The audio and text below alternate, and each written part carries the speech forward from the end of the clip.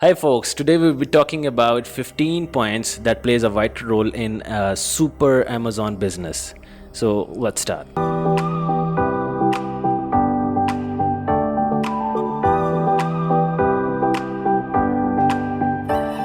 First of all, product niche research.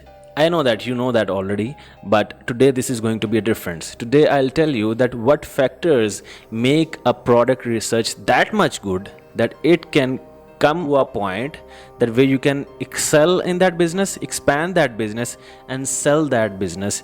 As you know that private label business is a flippable business asset, and you can make a lot of money out of that by selling the equity or selling the entire brand. So the number one thing of product niche research should be the high demand. Yeah, that's typical that product needs to be in demand. The product revenue and the sales should be that much high that it is worth it to go in and play some business around. Definitely the second point is less competition.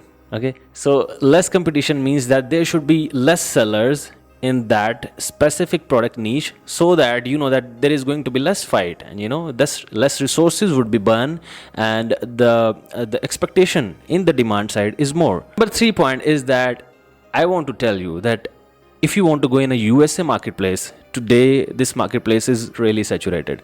So even if you talk about UK marketplace, Japan, or maybe Germany, these are somewhat like still reliable to go in, but US marketplace, no, it's really bloodbath there. Reigns from behind.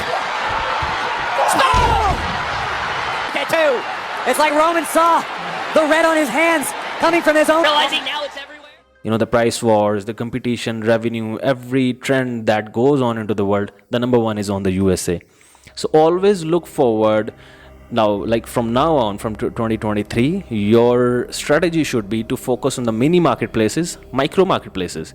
Rather it could be Amazon AE, rather it could be Amazon Australia, you know, the small marketplaces, so that when you are reaching in 2 to 3 years, when you are when you are good to go in the product, you have that demand, you created that demand, by the way, and you have that early moving factor into the business, into that product line. So that means when there is going to be the more competition in that specific niche, you would already been identified as a pro seller there. You might have a bestseller batch there, you might have some good reviews over there, you know, and in specific 2 to 3 years, then you have launched some more products in that niche, some more product line in that specific niche, and now you are considered to be your brand as a self.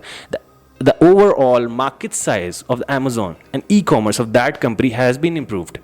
As reports say that like every year it's been improving like 10 to 15% as compared to the previous year. So yeah, after 2-3 years, when you are growing your reputation as a individual person with the time, on the other hand, the Amazon and the e-commerce business is also booming with the time. So that means you have that parallel effect. So I would recommend to go into the mini micro marketplaces, and that plays a vital role in your Amazon successful business. Number 4 here is that you should always seek for a product which is niche based, and that could be branded somehow in the future. Like with that I mean that you should not sell like product like screws, like maybe cupboard buttons or something like which is like too generic in the product sense that it can't be branded. Choose some kind of a niche. Maybe it could be a baby niche, maybe it could be a specific niche, like it could be a sub niche too. You are getting into the baby niche, it's the one niche. The sub niche would be you are into the toddlers. Also in that specific niche you could be more narrow, targeting towards like you only deal with toddlers teeth products. It could be chewable something like flavored chews that help children to grow their teeth. Like it could be easy for them, and yeah, this is something you can create a brand around. You do your branding around that, you make a logo, you make a website, you make like social media post, and stuff like that. You create that thing as a brand, because always remember, our goal is to make a successful Amazon private label brand and take an exit from there. And what do I mean by by the way, I repeat this in every video of mine, that what people ask me what that means, like flipping the business.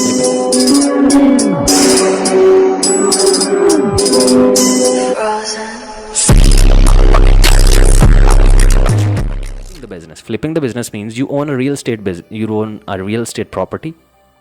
You left it for 2 to 3 to 4 years, and the overall, price of that thing increased. The valuation of the thing, increased by the time, and after 3-4 years, it's getting you a lot of money.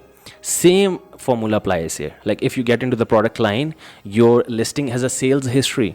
Your brand has a sales history, social proof, reviews, and like it's a functional operational business that you can sell to any other investor, maybe an aggregator, and they will get you, like, the normal market price right now is going like 30 to 40x of the monthly profit you're making. All right. So yeah, there's various websites. I would mention that in the descriptions, Empire Flippers, Flippa.com, and there are a lot of them. And which brings me to the number 5th of the point, which is always add a USP in your product. If somebody is selling water bottles, there should be some kind of a USP. Like you cannot go into the market, if 10 sellers are selling the same item and you are the number 11th selling the same item, maybe color difference is not a USP. There should be somehow a utility difference, or maybe some kind of a value, a free value addition to the package. By free value addition, I means that if you are selling water bottles, why don't you make a water bottle that the upper side of that water bottle should contain a glass? So now there's a USP. It's a water bottle plus it's a glass, and plus if it's somehow a technology, like it's silicone from both sides, foam, and it keeps your water cool or warm, and coffee stuff, so that's a USP. The next point would be always add a good packaging to your product, and trust me, it creates a lot of value. The overall perceived value of your brand increases. If you have included a thank you card in your package, and your package is not like any white paper or a poly bag, the item is being packed in the poly bag, you can start with that stuff, but with the time you need to work on your packaging. The people perceive you as a brand when we see some extra glares on your product. So by that means the product quality should be on the number 1 on the priority, but you should work on the product packaging, because that's what makes your product a branded look, and people are more likely to buy with you again, because now they do not see you as any other listing or seller on Amazon. Like if they want a thing, they would just type a keyword and they would land on many of listings, and they just buy from any one of them. No, now they are your brand customers. We'll start entertaining them from different perspectives. I'll come to that on the later point, but right now I want to stick to the product packaging, that it plays a vital role. They would, maybe for the next time, they'll just go and find you with the brand name keyword.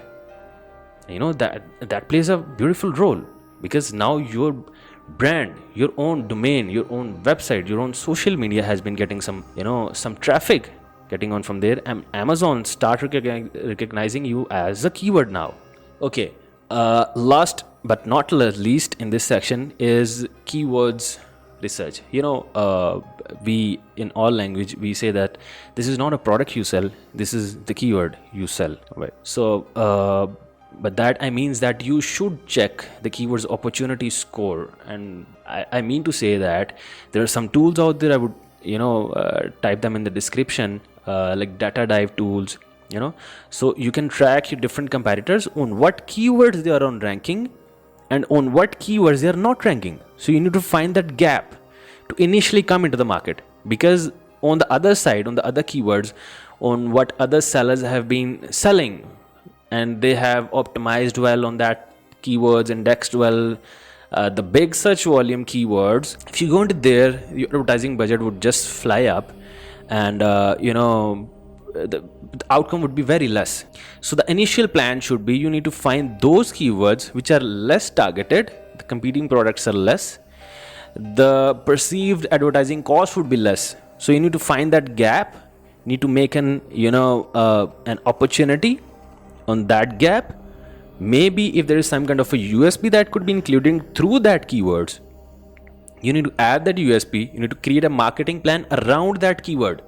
Like if you have a product that you think is like in demand and in less competition, there is another filter to go with.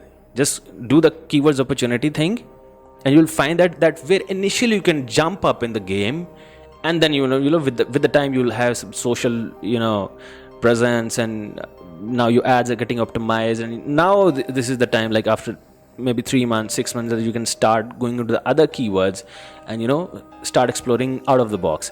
But in the start, I would really suggest that you should get into the very specific gap of that specific market, start selling from there, excel from there, and then compete with your competitors.